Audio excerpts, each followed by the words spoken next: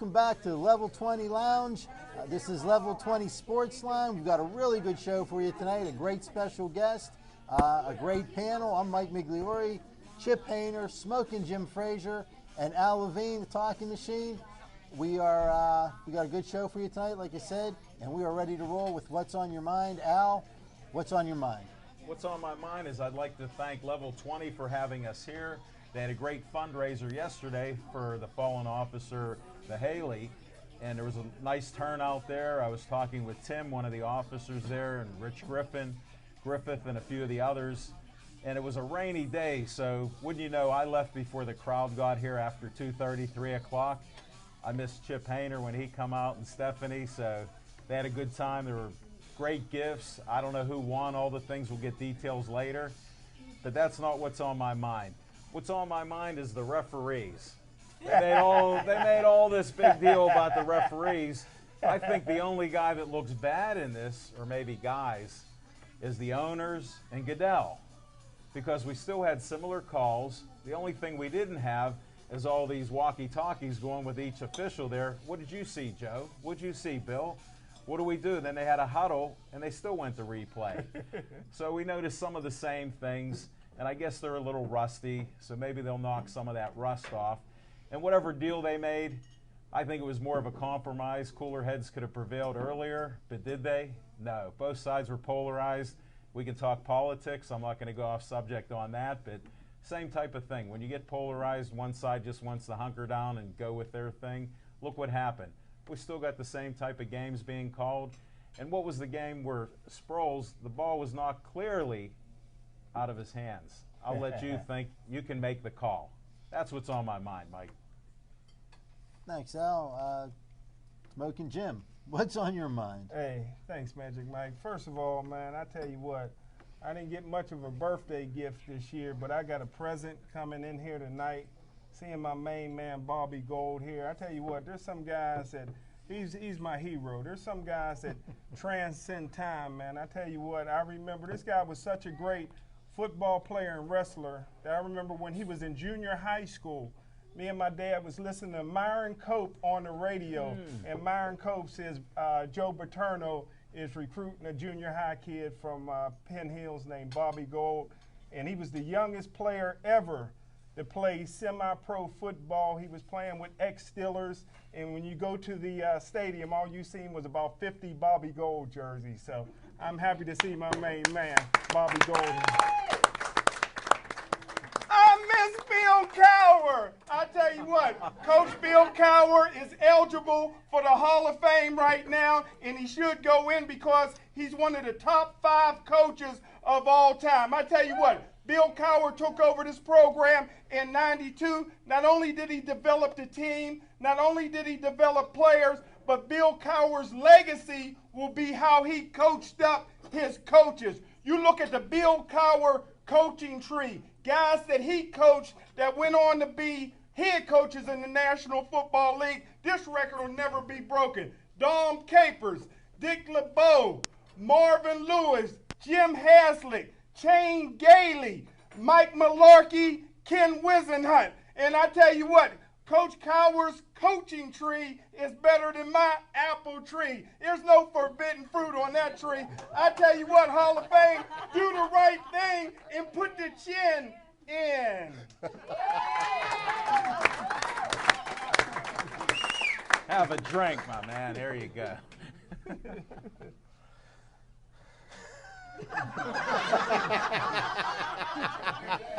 How do you follow that? All right, Chip. What's on your mind? What's on my mind? It was a very interesting sports weekend this week, and there's 2 things, and I'll make this short, that are on my mind. One was a collapse of epic proportions, which happened to the United States Ryder Cup team as they failed miserably yesterday in the final matches of the Ryder Cup. And, you know, I think it's embarrassing for American golf because, you know, we've got the best of everything here, and we're getting beaten by the Europeans, and beaten pretty handily. But the other thing that's on my mind is, you know, a little bit of college football. And this past weekend, West Virginia Mountaineers played the Baylor Bears. And I saw the score in the paper on Sunday morning, and I thought it was a basketball game.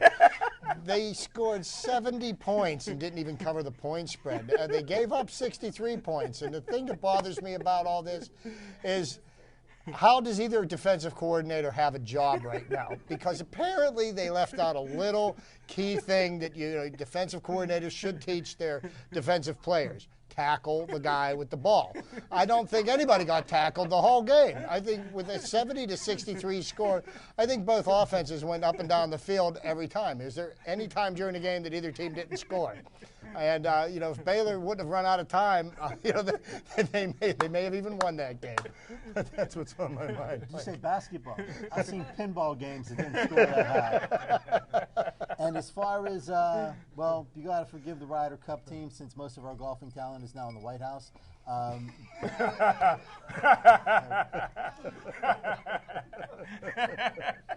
And Jim, well, Bill Cowher was a Steelers coach, and there are some comparable coaches in NFL history. Rich Kotite comes to mind right away. So, I mean, you've always said, you've said over and over and over that Mike Tomlin took a Bill Cowher's player and Bill Cowher's coaches to the Super Bowl. That proves one thing. The only thing that they didn't need was Bill Cowher. So apparently anybody could have took those guys to the Super Bowl. What's on my mind is that in 2 weeks, the October 15th show, we will have a guest, Tony Lanero. Tony Lanero went to high school with me. He played baseball for Penn Hills. He played baseball for the Olympic team, and then he moved to Italy where he contracted multiple sclerosis. Tony now, I guess, has a hard time walking, but he does race bicycles. He's coming back from Italy to be inducted into the Western Pennsylvania Sports Hall of Fame in 2 weeks. And on Monday, October 15th, we will have him here as a guest. I think if you have any interest in multiple sclerosis, he has a wealth of knowledge on that. And his story is pretty impressive. So if you get a chance, either come on down or tune in and see what this guy has to say. And well, Jim's right. We do have, I very rarely say that, but we do have a guest tonight. Bobby Gould is currently the head coach of the Three Rivers Explosion full contact women's football team. Bobby, come on up. Great to have you. Come on. Yeah, nice Chip Hader. Nice to meet you. Nice meeting you. All right. Well, Jim told you a lot about Bobby's football career. The stuff I could tell you about him shouldn't be on this show. So let's go ahead and get right into tell us what you've been doing recently. Well, I work at Chartiers Valley School District. I'm the facilities director up there. Been there about 12 years. Remarried my childhood sweetheart, Michelle Grill. And we have a beautiful granddaughter of ours that we're raising, Gabriella. And other than that, I'm back involved with women's football. It's my third year with the team. It's called the Three Rivers Explosion. We play out of Chartiers Valley High School, and we practice there. We presently have 20 players on the roster. We have a tryout coming up October 6th, and we're hoping to get about 30 on the roster. A unique thing about this is that we play 8 women football. It's not an 11-man team. It's a WSFL, Women's Spring Football League 8 women's division. We were the Northeast champs last year. We won our division, only the first year in the league. So we really have some high expectations for this year. We're real excited. We picked up some real talent. There's a few ladies here this evening, for instance, Mrs. Will Walton. If you stand up over there, Will, she's very experienced. She has played for the Passion and the Force, and we're fortunate enough to have her on our team this year. Real excited. Also, we have Marlene Engels. I know. And Marlena Engels. Also, Marlena played for the Passion and the Force, and once again, we're very fortunate of having her on our team this year. So we're very excited about some of the. Obviously, we have some talent coming on this year, and we're going to be competing for the national championship come this spring. So we're real excited about that. All right. Now you said that you are having tryouts on October 6th. Yes. Where and what time? It'll be from 4 o'clock to 7. It'll be at Chartiers Valley Primary School Fields, and everybody and anybody's involved.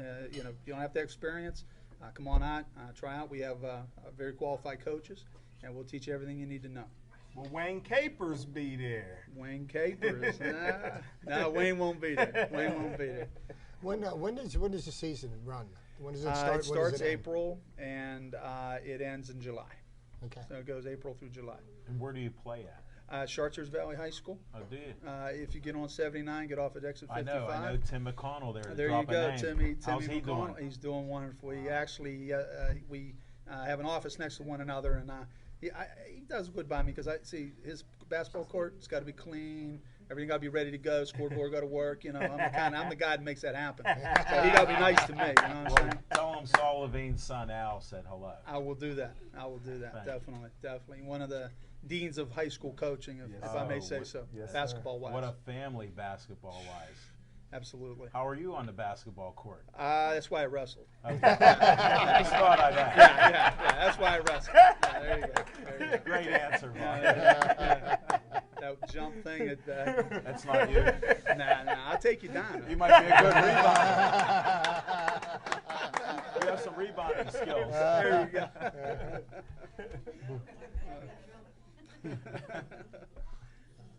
So you played for Penn Hills High School. Yes, I did. You were running back. I was a running back. And what year was that? I played 76, 77, 78. We were champs all 3 years, national champs my senior year. And I got to bring this up, but Jimmy used to play for Penn Hills, and he and we grew up together, played ball together. And for some reason, I don't know, he had like some kind of a mental relapse or something. He ended up going to Gateway his senior year. And then his senior year, we ended up playing him in the playoffs to get to the championship. Man, he cried right here.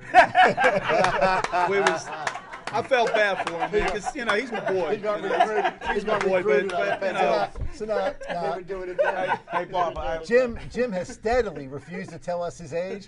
So would you tell us one more time? What were the years? That would be 78, class of 78. That makes you about 39. I didn't think he was 40. I didn't think this guy was 40. Now. There Look goes. how good he looks, man. He looks awesome. All right, why? 42 then. What's that? Look at the hair. The hair. I can't see. You got a hat on. Jerry curls. Oh, you got Jerry curl.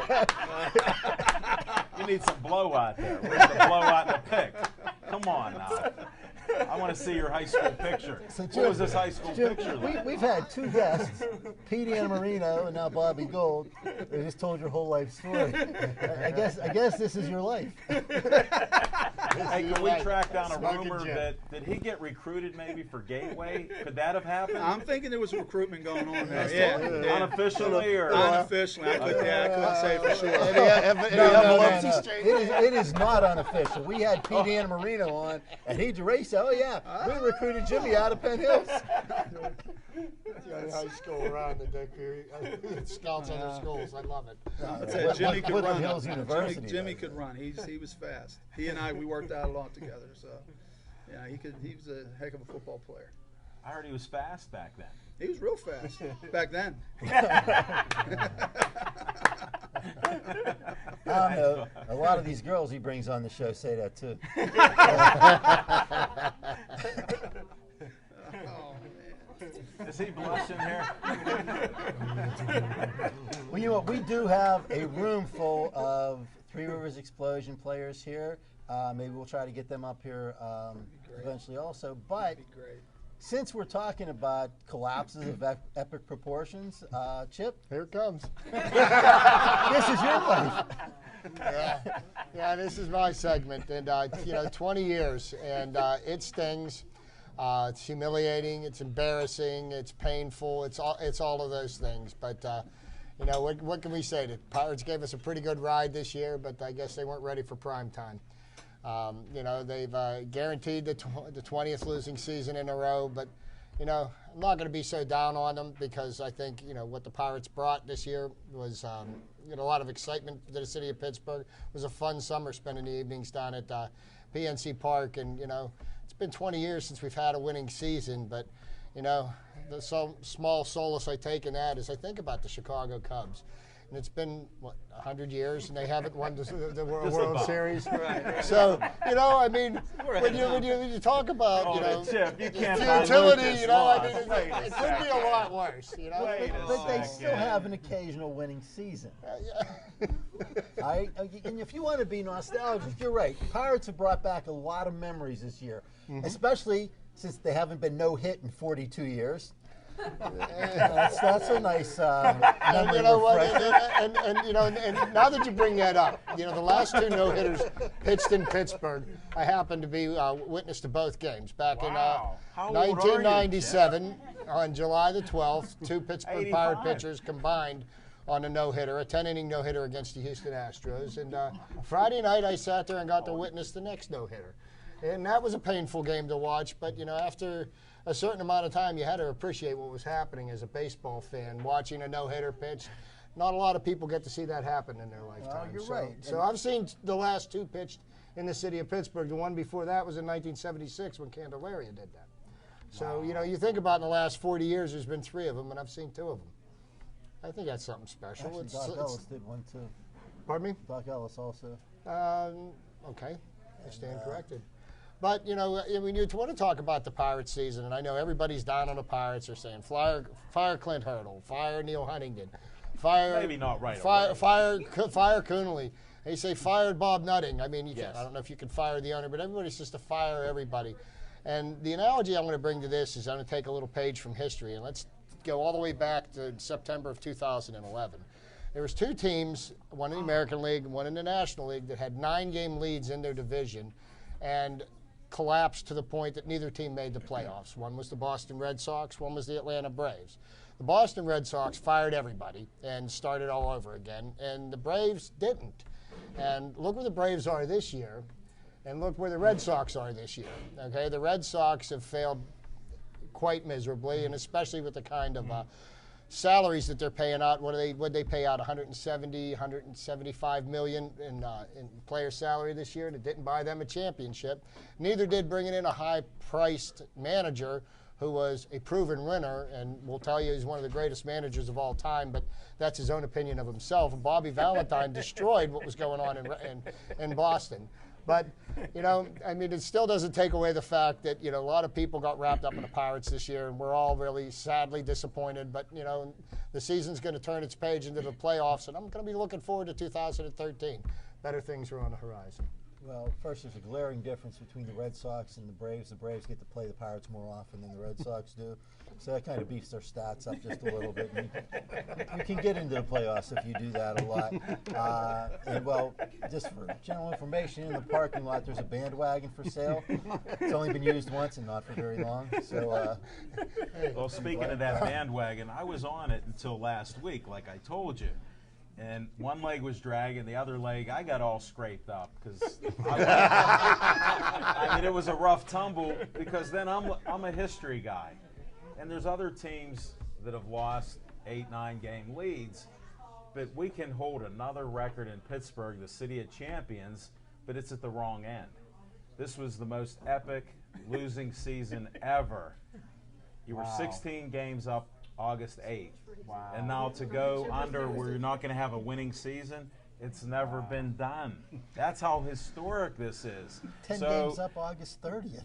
16 games. On, 10 yeah, but right, 10 on August 30th. But the I mean, record Jesus. is because of August 8th being that many games up. Other teams have lost 9, 12 game leads. There's no question this is as painful as 1992 was when you know, Barry Bonds couldn't throw out Sid Bream at home plate. But you know, I mean, there's no way of candy coating it. It's painful I as give hell. the third base coach credit, and with Sid Bream sending them. He looked who was out there. I would have sent my grandmother on Barry Bonds' arm. Come on. He hasn't thrown anybody out yet. And he's not going to. And he's not, yeah. But Chip, we did have a fun season. No, You gotta give some credit. I enjoyed the ride while it lasted, and I appreciated, you know, if anything I learned this summer is A, how much I love baseball, and B, how much I love having the Pirates in Pittsburgh. And we've got one of the best ballparks in America, and it's a great way to spend an evening in the summer. And that brings up another negative point. We got a culture, like we've all talked about, of losing. They set another record with over 2 million fans. They haven't done it since the inaugural season. So, I mean, here you go. now the guy Nutting, who fosters this culture, doesn't have a problem with it because he makes his $20 million just on the luxury tax. Now he's making it on you, Chipper, and I'd rather he not make it on you because you bought the 20 season ticket package, and I know you'll be there for Chipper Jones. You want to know something? You know what? I mean, come on now. Every business owner is in business to make money, so I'm not going to fault the guy for making money. I don't begrudge that. I'm glad he did make money. The problem I have, we still have losers. Now, it was exciting for, I think, 2/3 of a season, so we got better than half a season. I'm happy with that. Let me ask this question about the Pirates this year. Do you think the Pittsburgh Pirates are better off today than they were 5 years ago? Yes. Okay. No. You don't think they're better off right now than they were 5 years ago? I mean, better off. They're making more money, maybe. They're making more money. They've got more talent on their major league roster. They've got more talent in their farm system. They got paid, Drew. They've got more talent in their farm system because 5 years ago they didn't have anything. They didn't have one player in their major league system. The only real baseball player that they have is going to be leaving soon, because there's no way they're going to be able to sign Hanrahan. They're liable to trade him before the end of the season. That's only 3 days away. Especially since he broke his record of finally losing a game. When we had a lead after 8 innings, we didn't have one loss until yesterday. So that was the coup de grace there. Well, there will be a much different team that the Pirates will put on the field next year. I mean, there's going to be changes made. A number of guys are going to become eligible for arbitration, which is going to force their hands on some of the player moves, you know, whether or not they keep somebody or they trade them to get in, somebody put back behind the plate, or maybe even a right fielder, because there's a lot of holes that need to be filled in the Pirates roster right now. And there's a lot of questions about how that's going to be done over the next 4 or 5 months. Before they fill those holes in the players' roster, they need to fix the front office.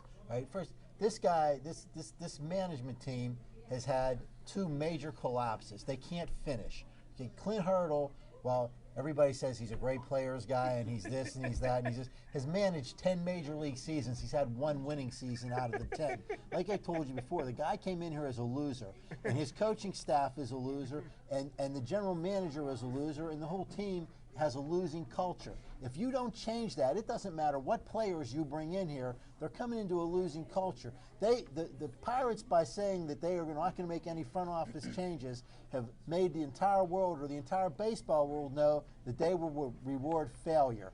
Okay, if you don't have to perform to keep your job, well, then why perform? I mean, the guy said on the radio yesterday that maybe we could find something to do to embarrass Nutting into selling the team. If Nutting isn't embarrassed to sell that team now, he never will be. There's nothing that I can do or say that is going to embarrass him any more than he should be already. But he's making his luxury tax every year. He's making his profit every year. For this guy, it's a business. And if that's all you want is a business, then he's probably doing pretty good. And yes, we do have the nicest major league stadium in the league. Nicer than the new Yankee Stadium, nicer than that thing up in Cleveland. It's the nicest one in the league, and any out-of-town reporter or baseball writer that comes into town will tell you that. So yeah, you've got a great stadium. You just have a garbage team. But, and also in the stadium you have all-you-can-eat seats, and those aren't too bad either. But again, you can sit at the picnic table out next to the stand there and never have to watch the game. If the Pirates played in my backyard, I would pull the blinds closed. Right? They're a garbage team, and if you keep going to that team, then you're rewarding them for being garbage, and you have no complaint, because that's just the way it is. If you don't tell somebody that you have to perform to keep their job, then you can't complain about how they perform. Bob, what do you think about that? We haven't asked you anything about the I think Pirates. there's a lot of valid points here. I think where he says that we have a losing culture. Well, I think Hurdle's trying to change that. I really do. I mean, I've seen halfway through the year, 3/4 through the year, and the Pirates were in the hunt of it. It was 16 games. Yeah. We were above 500 not too long ago, and all of a sudden it just went downhill. And I think that's because of what Mike's saying. They have that loser mentality. They don't know how to get over the hump. And any good football team, for instance, okay, if you go throughout the years, okay, they always got to here, but they could never get over the hump. Mm-hmm. For some reason, they could never do it, all right? I mean, the Steelers were like that for years, until they got old. And it took them, and it took them some time, but they did it. But once they did it, hey, we're spoiled here in Pittsburgh. Yeah. Oh, yes, we are. We want champions. We want champions. Nothing if less it's is girls acceptable. football, if it's baseball, if it's football, whatever it is, hockey, we expect it. Yeah. Pittsburgh fans are spoiled. We expect nothing but the best. Well, you know, and we are spoiled. And, you know, I mean, and I know that we're being super critical of the Pirates management and, you know, and the manager and everything else. But, you know, I got to take some of the players to task at this, too. Because Clint Hurdle wasn't the one that sat there and looked at called third strikes. He wasn't the guy that sit there and didn't swing at hittable balls in the strike zone. You know, and he isn't the guy that's making boneheaded moves. Now, sure, it's the manager's job to teach these kids, but I mean, you know, there's a number of different things that the players themselves, you know, need to get much better at. I got to interrupt Clint you. Hurdle Go ahead. was not the one that gave up 6 runs in 1 inning when the team was up 7-1. That's true. He didn't do that. He was the slob hanging on the rail, chewing bubble gum this big and drooling all over himself and watching a pitcher give up 6 runs in 1 inning instead of yanking him out when everybody else in the city knew that, hey, McDonald doesn't have it today. By the time it was 7-4, maybe it was time to say, you know what, maybe we should get him out of there. And even if you watch it, you can see many times that Ray Searage goes up and whispers something to Hurdle, and Hurdle just shakes his head like this. Searage jumps out of the way so that stuff doesn't get all over him. But, you know what I mean? The guy is trying to give him good information. Hurdle, no, want to let him pitch 5 innings. Why? Why does he need to pitch 5 innings? Because so he could get a win? Guess what? 5 innings of 6-run an inning baseball is not going to get you a win. And Chipper, one of the things that I notice is how do you miss cutoff players? That's something we've learned in Little League, and they do that. Then how do you wave a guy when a ball's thrown out the right field? Tabata, who should have stayed in the minor leagues, here's a guy, he's sprinting to second base, and they almost had him out right past second base. Now, what happened to him? He looked so out of shape. And that's the environment that they have. It's a culture of losing. They promote these kids that are prima donnas. And the only one I'm eating my words on is MVP Pedro, because I thought he was a Dave Kingman. He surprised me. I would have sent him down just to try to learn something. But I guess with this new era, it doesn't build character. You have to keep telling them, attaboy, keep going, you can make it. And we all know too many attaboys get you out of the game. You guys have heard that before, right, Coach? Absolutely. Okay, well, that's part of that culture there. The only player that they have on that team that has any potential is Sterling Marte. And the only reason he has any potential is he doesn't speak English, so these guys can't ruin him yet. You got Andrew McCutcheon, not only played his way out of the MVP, he played his way out of the batting title, and then some other guys stepped aside to put him back in it, and he played his way out of it again. Well, it's a thing. They have to play a whole season. We don't have a whole season with the Pirates, whether it's being in shape, whether it's just that winning or losing culture. There's something wrong when you have major league athletes. Okay, some of them are still minor leaguers. They shouldn't be there. But how do you not finish a season? That's the problem I have. And they don't look in shape. And to me, you look at some of these other teams, they look more intense. Even when they're out of the game, they still look like they want to try to hit the ball, run, catch, and make plays. Our guys are standing around. It's like you wouldn't know whether they won or lost or cared. And I think that's a problem. I mean, the thing is, you have to be held responsible for what you do. And it doesn't mean not just baseball or baseball managers, but like anything in life. Who here has a job where you can go in and be a failure for 10 years and still have the job? Weatherman. The weatherman, yeah. Weatherman. No, but the weatherman, you're right. The weatherman And weatherwoman there. Don't be just saying the weatherman. Then, okay, his job isn't to predict the weather. His job is to get you to watch him. No, it's to tell you what just happened. His job is to tell you what just happened. They're never wrong. They always say it might rain, it might be sunny, it might be cloudy. They're never wrong. Joe, you have to do it over, and you have to do your job. You have to perform. That's the bottom line. If the Pirates will not hold their management team responsible, how can the management team hold the players responsible? Well, you know, and I understand that every point that you're making, Michael, is absolutely valid, and I can't argue with the validity of it. But you know what? Whoa. I mean, one of the things the Pirates have, that, you can't allow to happen is every 2 years blowing it up and starting all over again, and that's always been what's been happening for the last 20 years. And I know You know, trying to keep it together and you know, trying to work through these problems. I think it's, you know, I think it seems to me to make sense at this point. But you know what? Next year, that could all end up, you know, I could be right, I could be wrong. We'll see. The reason that they end up having to do that every year is because every time they bring in managers with losing records. This past, they could have got Tony Pena. They could have got Phil Garner. I don't know if they're great baseball managers or not, but they both have winning records. That's right. They could have called me. I've never lost a major league game, and I'd have stood here and chewed bubble gum and drilled holes in myself for half the money that her was Yeah, making. but you know, you mentioned Tony Pena and other people, but you look at Bobby Valentine. He's a proven winner. He didn't do anything. Look at Ozzie Guillen. You know, he wins a World Series in Chicago, and he goes down and craps the bed in Miami. You know, he's on the verge of getting fired. He's lost that whole team. You know, there aren't that many. You know, the one good manager that's out there that I think might be a decent option is Francona. You know, he doesn't have a job right now, but I understand he's on some people's short list for some of the teams that are Not firing on him. ours, I bet though. he's not on the Pirates. Well, because we haven't fired our manager, and we don't. And we're not plan on going it. to. It's like 2 years ago when they were reevaluating people. They just kept them. But you know, you're going And to give here they somebody more announced than that- 2 years to try to get a system to Right, work. but here and they they have announced- improved every year so far. Look at Chuck Noll was mentioned on the show. What did they do 1 year with his staff? They said, you got to get rid of that staff, coach. And there's a legend, a Hall of Fame legend, 4 Super Bowls. Guess what he did? He listened to management, got rid of the staff, and he started winning again. So, I mean, these things happen in history. And you're a history guy, Chip. I appreciate you being on the bandwagon, but you got to watch. You might have a splinter in that eye. It's all right. I'm going to ride it till the end. Well, you're riding. I hope you see Chipper Jones before he goes to the Hall of Fame there. That's right, man. Before he Chuck goes Noll was away. the greatest NFL coach in history. Speaking of great NFL coaches, Mike Tomlin, the second greatest Steeler coach ever, didn't have to play this week, thank God for him. No loss. But they do have to play against the Eagles. Jim, is it possible we could be looking at 1-3? You know what? It's quite possible. You know, I took a lot of heat before the season when I said the Pittsburgh Steelers would be lucky to finish the season 8-8.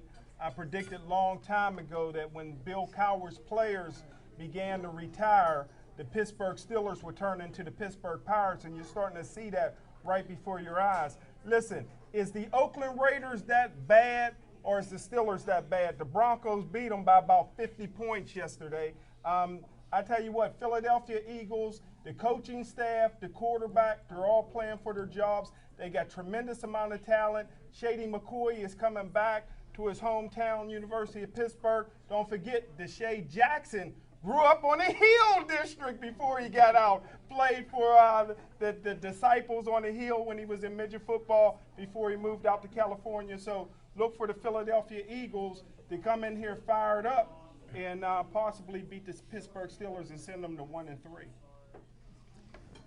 Since we got some other football people here, Bob, what do you think this week?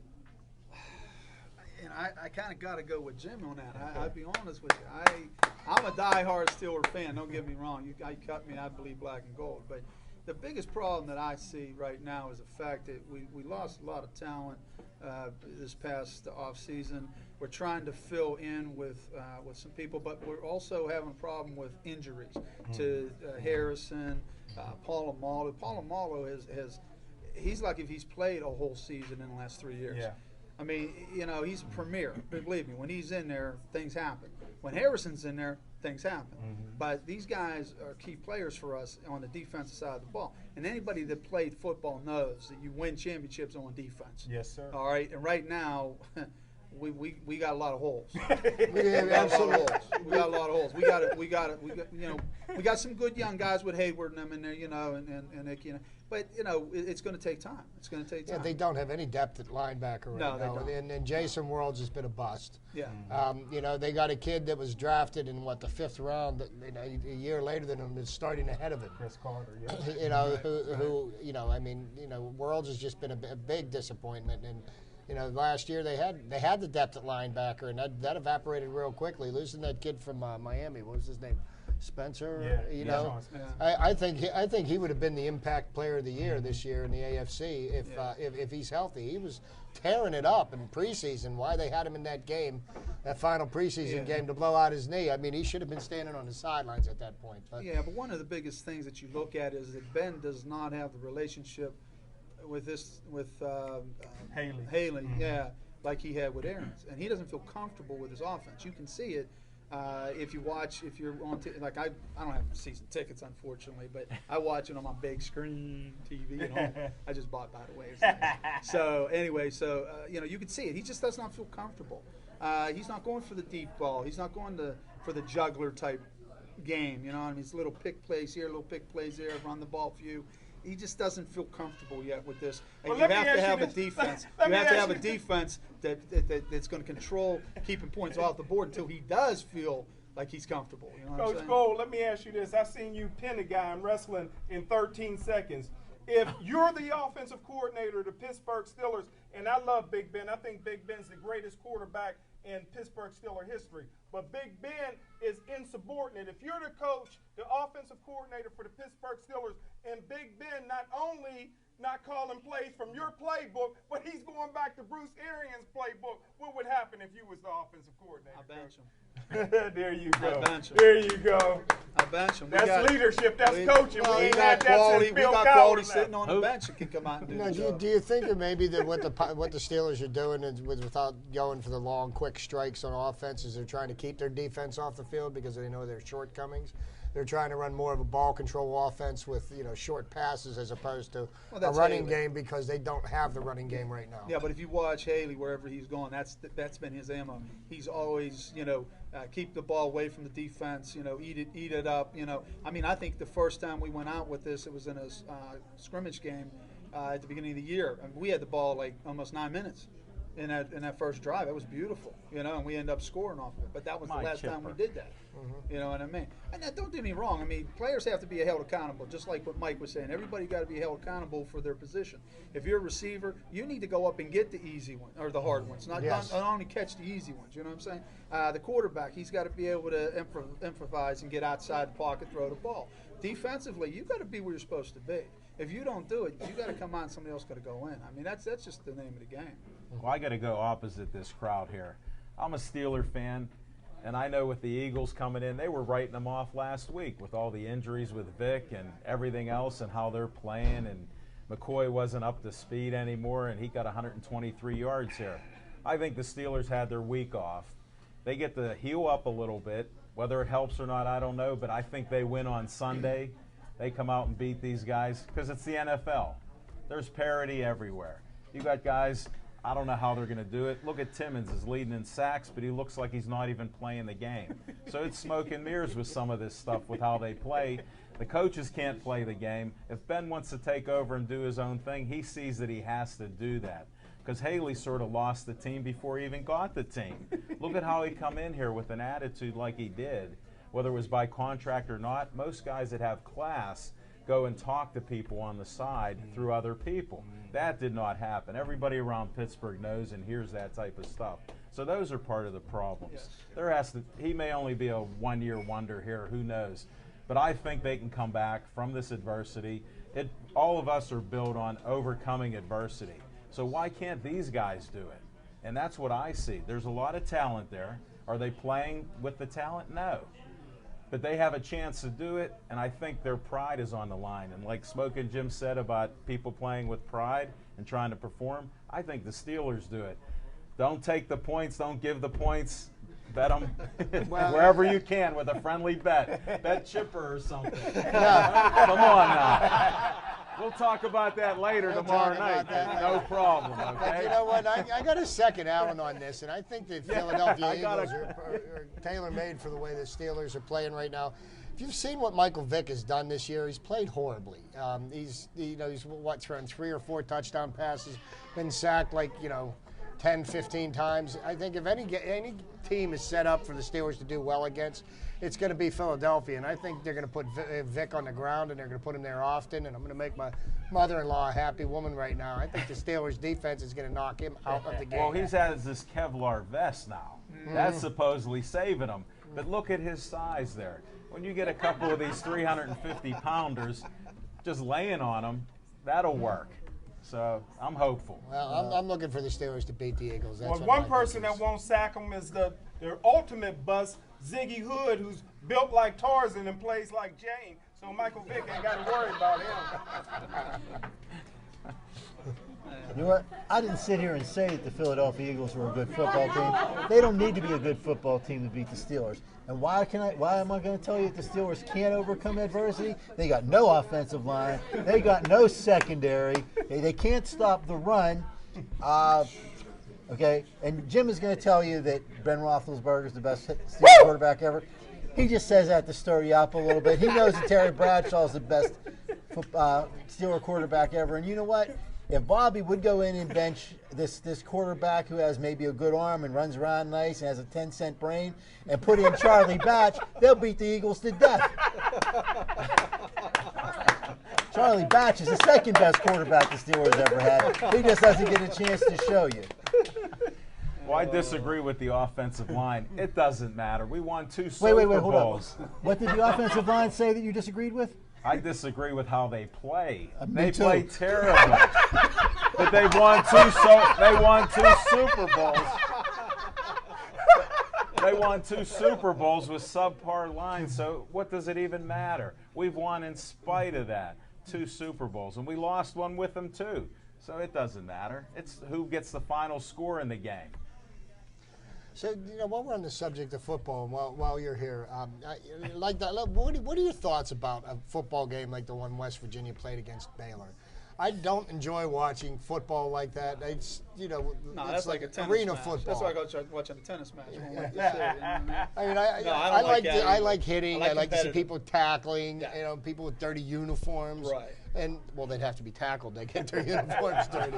But this is what the Big 12 is going to do. And when it goes up against the SEC, I think they're going to get smacked in the mouth. Good. I'd love to see what West Virginia would do against Alabama right now. I'll tell you what. I think Alabama got their number.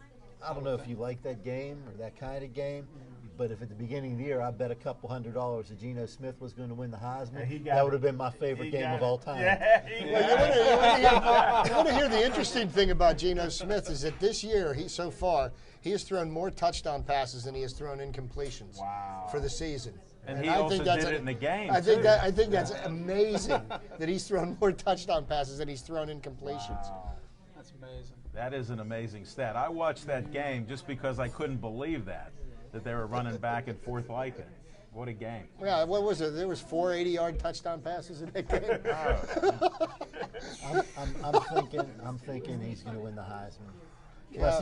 But somewhere along the line, he has one terrible game. You have to guess. Well, he's there isn't probably up anybody front for the that's Heisman putting up right a now. fight right now. I mean, Matt Barkley was, an early odds-on favorite, but the Trojans kind of stumbled a little bit. And West Virginia won't have to play Alabama. If Alabama and LSU knock each other off, West Virginia will end up playing Oregon. And it doesn't matter who they play. The Oregon Ducks are winning the national championship this year. This is Thanks for coming. Marlena That's it. Ingalls Nice meeting. and Wilma Walton, 2 of my players for the Three Rivers Explosion. I just got one thing to say, and I say this every time I see it. Walton is the best receiver come out of West Virginia since Randy Moss.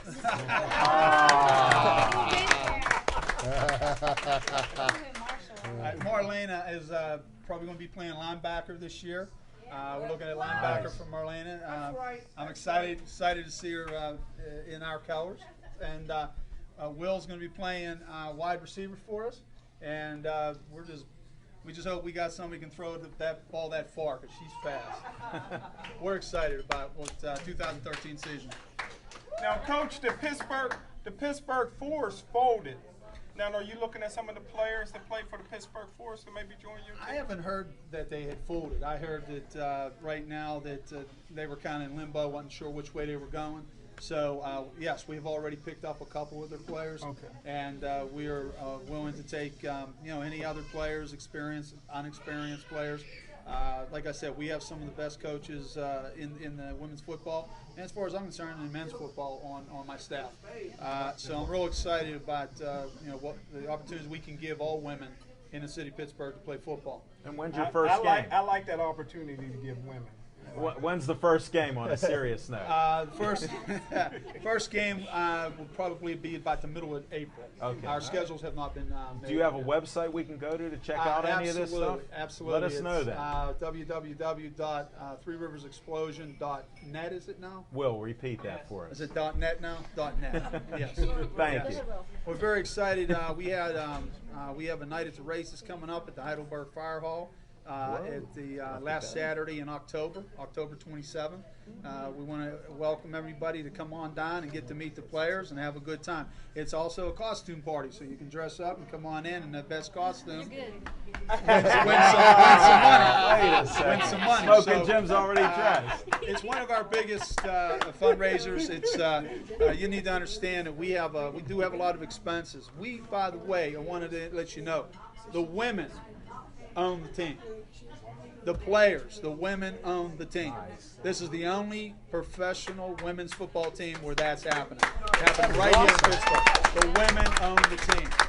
I don't own it. I'm a coach. They came to me, asked me to coach, and I was more than willing to do so because I want to take my years of experience and be able to help these young ladies become the best they can be on and off the field. Nice. That's my goal in life. That's what I do. All right. So awesome. Please. How do we get a hold of you? That's what we need to know. How do we get a hold of you to help promote this with also your Heidelberg night at the races? Yes. When and where? Who do we call or contact? Everything is right there. You can contact me. My name is Bob Gold.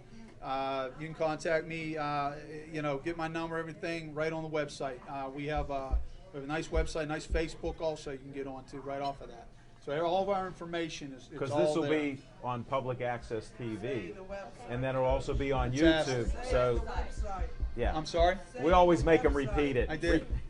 www.threeriversexplosion, and that's XPLIOSN.net. Not EX, just X. Just X. Explosion. Explosion. And I always say, whatever a man can do, a woman can do better. Amen. And behind every successful man is a very surprised mother-in-law. Well, thank you. Beautiful part of the country. Thank you so much. We have, I guess, another little special here. Al's biggest fan Hey, where's that came cake up and at? gave each one of us a baseball I card. got the only football black card. one. I lost my card. The luck of the draw. I lost my And card. she asked us to say something about Send the waitress each over. of these guys. Now, the card she gave to me was Vic Davalillo of the Pittsburgh Pirates. Hey, Colin. You may or may We'll not need have our heard of cake him. in like If about- you are younger than me, you probably have not heard of him. Vic Davalillo was an outfielder for the Pirates, like right around the time when they also had Roberto Clemente, Willie Stargell, and Al Oliver. So you've probably never seen this guy on the field. He may have pinch hit it now and then. But anyway, that's who I had. I had Vic Davalillo. Thank you very much. Chip, who you got? What I've Biggest got fan. is a pitcher for the Pirates who made his major league debut in the summer of 1974. His name was Larry Demery, and he had a very short career. He put up a total of 29 wins as a major leaguer, and was never heard from him since. How many seasons was that over? Let's see here. You might have heard of him again. 77 was his last year. He appeared in 39 games. He was 6-5. All right, well, thanks, Chip. Jim? He's a winner. And I got a soul brother. Hey, listen, I got one of my favorite football players of all time. Everybody knows I'm a huge Miami Dolphin fan. Don Shula, what a great, great coach, the winningest coach of all time. Mercury Morris was the only running back in NFL history that didn't start that rushed for over 1,000 yards. You had Larry Zonka, the Hall of Famer. You had the great Jim Kick. And Mercury Morris, who is from Western Pennsylvania, played his high school football in the WPIAL, came in and ran for 1,000 yards. Him and Larry Zonka was the first two to ever run for 1,000 yards in the same backfield. And 2 years later, Rocky Bleier and Franco Harris did the same thing with a cutout of Joe Paterno. I'll tell you what, in addition to that history, Mercury Morris was the only black running back to ever sit the bench while two white guys started. Guaranteed. Well, if you remember, that 72 Dolphin team only had two brothers on the team, Mercury Morris and Larry Little, who was David Little's older brother. David Little played linebacker for the Steelers. And that's some fiction and fact from Smokin' Jim, the NFL Scouts Almanac. So, Al, who you got, Al? Well, you know what? My biggest fan gave me the wrong card. So I'm going to put the card down. And I'm going to tell you the card she was supposed to give me. Are you trying to say you have no idea who that is? Yeah, it's Luke. It's Luke Walker, but forget about him. The card I was supposed to get that's stuck at home, they're moving to New Jersey, so this is the last time they're going to see our show here. The biggest fan and the second biggest fan, and my other sister Joy, she'll be around. But the biggest fan, I got it from inside knowledge that it was Jim Kick. He was the Butch Cassidy and the Sundance Kid. He made that team with Larry Zonka. They were two 1,000-yard rushers, and he was quite the character in his day, and it was enjoyable watching him run and hear his off-field activities also. So it was Jim Kick there, and that's the card that I had. Thanks, biggest fan, and we'll keep Hope alive here. And then we have a little surprise for Hope. I'm not supposed to tell anybody that it's her birthday, her 40th birthday. So congratulations, Hope! You got to give her credit for her 40th birthday. She got two, a cookie cake and a cake. And read what it says on the cookie cake. See if you can get a shot of that, Joe. It's a special one. No, you have to.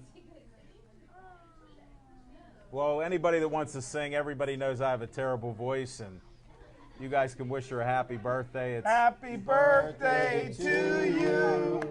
Happy birthday to you. Two birthdays, all right. Happy birthday to Al's fan. Happy birthday to you. Party over here. Make a wish, both of you.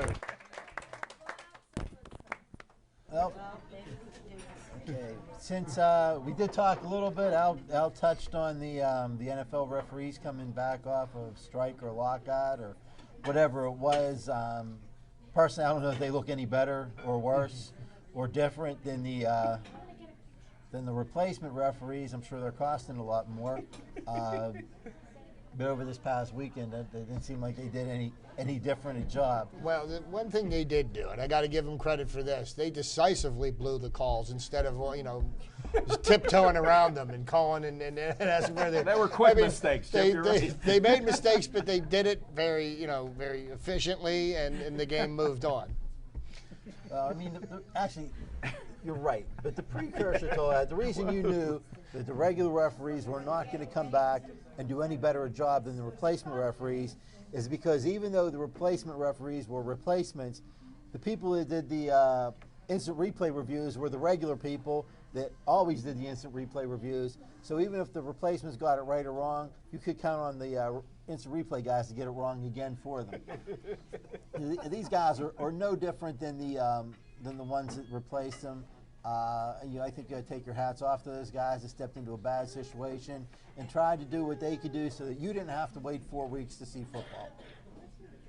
If they didn't do what they did, then the season wouldn't have started on time and everybody would have been crying. Of course, Steelers wouldn't have lost 2 games already, but there was a bright side to everything, I suppose. But the only reason I brought up the union is because the NHL and the players met again yesterday and decided, to not meet again today. So looks like there's going to be some problems. We might be without hockey for some time now. I think that's terrible. I mean, Bobby said if you cut him, he bleeds black and gold. Well, me too, and I hate the Steelers and the Pirates. But the Penguins are black and gold, so you might throw a little bit of blue in there, I guess. But I miss the Penguins, and I'm looking forward to this strike or lockout or whatever being over. Personally, I think the owners should just say, you know what, we're not negotiating with the union at all anymore. If you want to come back to work, come on back. If not, we'll replace you. but we're setting the rules the way we want them, and we're not dealing with a union anymore. And I think the problem that the NHL has got right now is at a time when their popularity was probably on its biggest upswing in recent years. They're going to set themselves back 3 or 4 spaces.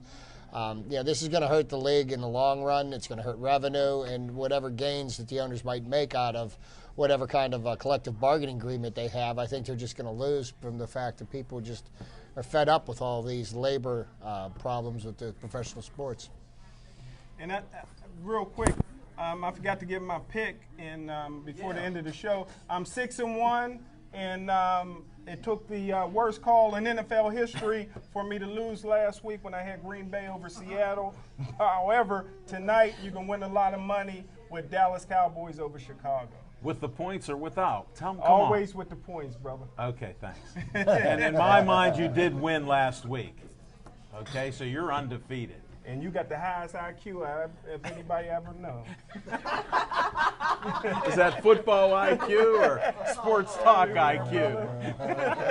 So I'm undefeated. What, did somebody write 35 on a slip of paper and put it on the space shuttle?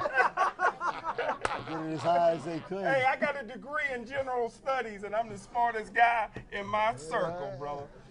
I heard it's a circle of one. Yeah, circle of one, man. That's why we get along fine. We haven't touched anything at all in high school football. A big game this weekend between Gateway and North Allegheny. 2 of the top teams in Quad A. They're going head-to-head this weekend. Now, I've heard it from a good source that those teams shouldn't have been playing each other, so at the end of the year, number 1 should be playing number 2 for the championship. But I don't mind seeing a rematch. Well, Gateway has a $2 million press box that I'll be sitting in, and they feed you good in the Gateway press box. I will guarantee Gateway will defeat North Allegheny. North Allegheny is back-to-back Quad A WPIL champs. They got 4 kids from the Steelers coaching staff playing, 1 kid from the Pitt coaching staff as a quarterback. Gateway's still going to beat North Allegheny and take over first place in the state. They're number 2 in the state right now behind North Allegheny, guaranteed. And Gateway High School has the highest payroll of any high school in Western Pennsylvania. Oh, yeah. Oh, yeah. Well, Jim's right. Gateway has an outstanding press box. I thought $2 million. Actually, I thought it was $3 million. It is a very, very nice press box. This is as nice as what you get to see down at the Steeler game. Seriously, it's as nice as the press box at Heinz Field. I'm not saying much because Heinz Field is a dog of a football stadium. But if you go out of the press box and go next door to the Scouts box, you can watch on television junior high school football games from all over the country. I thought they started recruiting them in grade school. Wait, how's the food up there? Come on. We do recruit at There's Gateway. 2 on the 1 plate. One's for Bobby. A few years back, Chip took that I plate. was coaching at Penn Hills High School, and I got the pleasure of watching Smoking Jimmy over here doing his thing. And by the way, they do feed well. Yeah, yes, sir. They even fed the visiting team because I was up here with the headset Yeah, on, I remember. calling plays, and I was eating and calling. I was having a good time. A lot of fun. So, but I think What do Gateway they also. feed you up there? I think Gateway also, man. Thanks, Coach And, Cole. no doubt about it, man. Escargot, man. A lot of escargot. That's going to be the game. You are sophisticated. Well, I guess I'd like to thank everybody for coming down to the Level 20 Lounge. We won't be here next week, but please come back on October 15th, where, like I said before, we'll have Tony Lanero and talk a lot about multiple sclerosis and his time with the Olympics. I'd like to thank Bobby Gold, Coach Gold, for coming down tonight. Thanks, Coach. Thanks, gentlemen. Thanks a lot. Aldine, the Talking Machine, Smoking Jim Frazier, Chip Painter, Pirate fan, and I'm Mike McGrory. Thanks a lot, and we will see you next time.